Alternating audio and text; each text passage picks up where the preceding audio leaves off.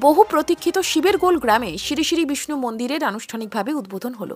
10ই মাঘ প্রতিষ্ঠা করা হয় মন্দিরটি। ফিতে কেটে শুভ উদ্বোধন করেন লোয়ার পোয়া বিজেপি মণ্ডলের সভাপতি ঋষিকেশ নন্দী। বুধবার সন্ধ্যায় মণ্ডল সভাপতির সাথে উপস্থিত ছিলেন কৃষক মোর্চার জেলা সভাপতি অমিতাভ দে, জেলা পরিষদ সদস্য সহেলিতে সোনালী চৌধুরী, দেবেন সিনহা, বর্ণালী সিনহা, মণিলাল গোয়ালা, বাসুদেব চৌহান, বিজয় চৌহান, শিবুরাম কানু, ললিত চন্দ্র শুক্লবৈদ্য প্রমুখ। আজ বৃহস্পতিবার সারাদিনব্যাপী হরিনাম সংকীর্তন হয় এবং বিকেল 2 ঘটিকার দিকে মহাপ্রসাদ বিতরণ করা হয়। উল্লেখ্য যে মন্দির নির্মাণের জন্য ভূমিদান করেছিলেন স্বর্গীয় বাণীপদ রায়। আজ এই মন্দির প্রতিষ্ঠা দিবসের অনুষ্ঠানটি সুন্দরভাবে হওয়ার জন্য শিবেরগোল বিষ্ণু মন্দির পরিচালনা কমিটির পক্ষ থেকে সবাইকে ধন্যবাদ জ্ঞাপন করা হয়। সঞ্জিত কৈরির রিপোর্ট, নিউজ অবিকল। আমরা শিবেরগোল শ্রী শ্রী বিষ্ণু মন্দির পরিচালনা কমিটির সদস্য।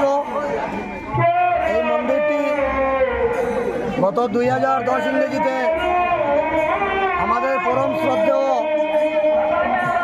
কাকু প্রাক্তন প্রধান শিক্ষক বাণীপদ রায় মহাশয় উনার স্বর্গীয় পুত্র উৎপল বিনোদ রায়ের স্মৃতিতে এই ভূমিটি আমাদের বিষ্ণু মন্দিরের নামে দান করিয়াছিলেন।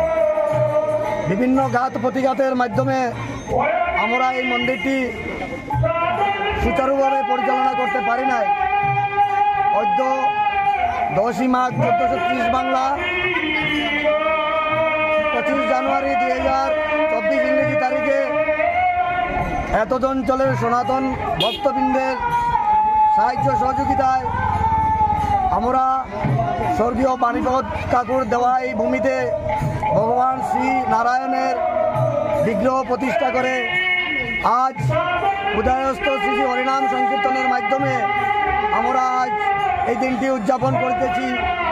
এবং আজ হইতে যতদিন পর্যন্ত আমরা হিন্দু সনাতনী ধর্মাবলম্বী মানুষ জীবিত থাকবো এই মন্দিরটি আমরা পরিচালনা করার জন্য ভগবানের কাছে আমরা আশীর্বাদ প্রার্থনা করি। জয় নারায়ণ।